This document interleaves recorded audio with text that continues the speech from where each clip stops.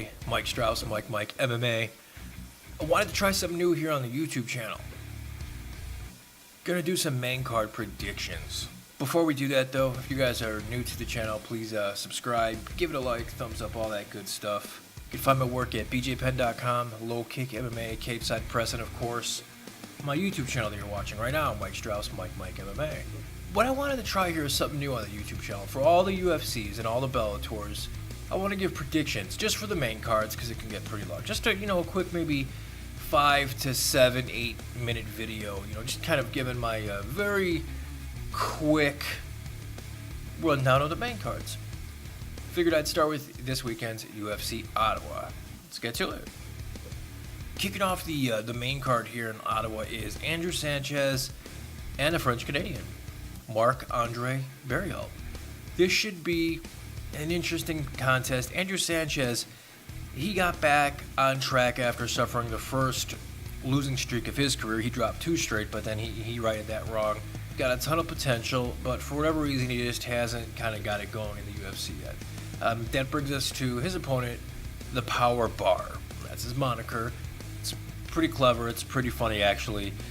The thing that really stands out to me in this one is Barriault is typically a light heavyweight, typically a 205-pounder. He's dropping down to middleweight for this fight for his UFC debut. For all of those reasons, I think he's going to win. I fooled you there. See what I did? See what I did there? I made you think one thing and then whatever the fuck. But yeah, I'm going to go with the Power Bar here. That brings us to the big ticket, Walt Harris. He's going against Sergey Spivak, I don't know whichever way you pronounce it. Walt Harris is another guy who at times has looked really good. He beat Andrei Arlovsky. Some people don't think he did, but it'll go down in the record books as a W for him. Split decision. But then at other times, I think it was the Mark Godbeard fight when he threw that illegal knee. So it just makes you scratch your head, like, what are you doing here, Walt Harris? I thought I don't know. But the Spivak, he's 24 years old. He's undefeated. He's 9-0. He's got one of the coolest nicknames, the Ukrainian Polar Bear. That's just that's awesome. But, he is 24 years old. He is making his UFC debut. For all those reasons, I'll go with Walt Harris. I just think that Harris has been there. He's done that. And I think all those things are those are very important. So I think that's going to give Harris the edge here. That brings us to Brad Katona and Merab Dvalishvili. Of course, everybody knows Brad Katona from The Ultimate Fighter.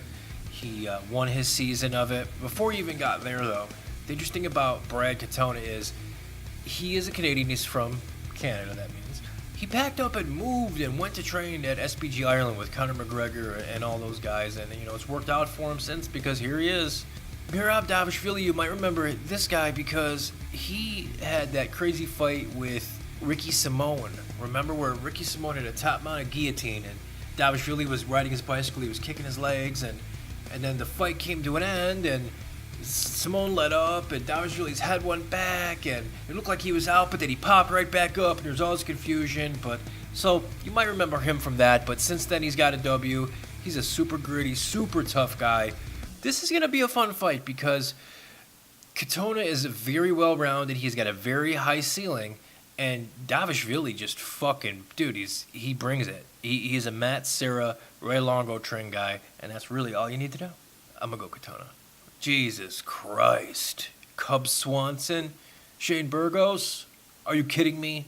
On paper, this should probably be fight of the night, but there is that little pesky main event.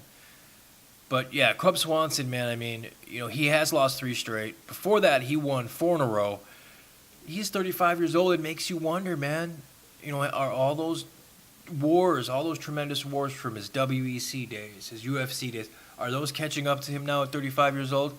I don't know. Shane Burgos, he rebounded from his first defeat by beating Kurt Hollabaugh. So, this kid is a dark horse in the division. He's only got that 1 loss. He's super talented. He's a big fan of the sport. He really understands it at a level that I don't know if most guys really do. This is a fan's fight. There's no way this fight could be boring. And I know that we say that shit all the time, but this one is really going to live up to it. I think these guys are on 2 different trajectories at this point in their career. That being said, I think Burgos is probably going to find a way to get it done. That would bring us to the co-main event featuring Derek Brunson. What? Yeah, Derek Brunson and Elias Theodorou. Yeah, it's an exciting fight. I don't know if it's co-main event. worthy, but whatever. Brunson's 35 years old. He's dropped his last 2. He's actually dropped 4 out of his last 6 heading into this one in Canada. And, I don't know. Is he past his prime? When was his prime? I don't know. He's the number 9th ranked middleweight in the world, though, so that's something to keep in the back of your mind. Elias Theodorou, God love him. He's a fellow cannabis user. He has a battle that he's been trying to do, trying to get that medical exemption, that therapeutic exemption for cannabis use the day of.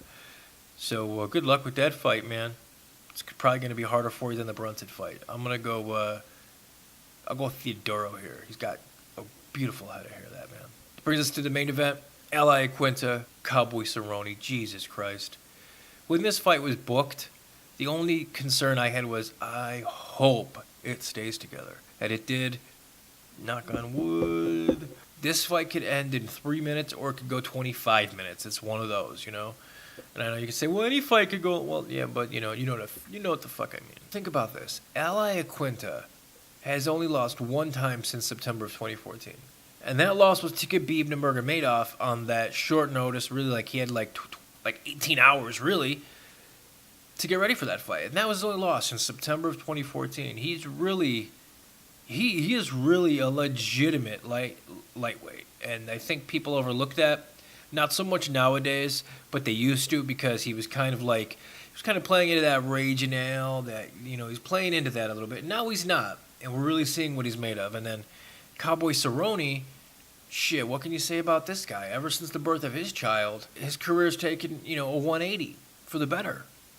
This is what we always wondered what Cowboy could have been. We're seeing it now. And at 36 years old, I don't even think it's too late. I think he can have another run left in him. The only reason why I'm going with Cerrone here is because I feel he has more ways to get it done. He's very good off his back, and I think the fight has a realistic chance of going there. People forget he has many, many submissions in his career. Before he even got to the UFC, he was fucking submitting fools off his back. For that reason, I'm going to go with Cowboy Cerrone. All right, guys, let me know what you think. Where did I fuck up? Where did I do good? Did I do good? I don't know. Let me know. Let me know your opinions, thoughts, comments, and look forward to the next one. Peace.